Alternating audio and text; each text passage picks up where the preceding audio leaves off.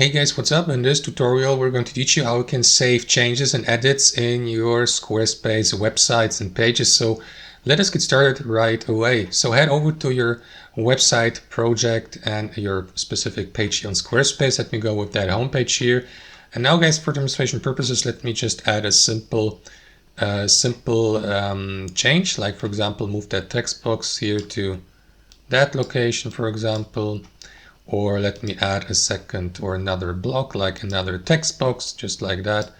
Fill it with text here, like for instance, let me click into it and then type in test text or something like this. So let's say you have made these changes, guys. So to save these, simply click into save in the top left corner. Alternately, let me just undo this and also tell you guys that you can use the shortcut Control S. So let me do that really quickly. There you go, to save your changes on your website on Squarespace. That's how it works, guys. Thanks for watching and have a fantastic day.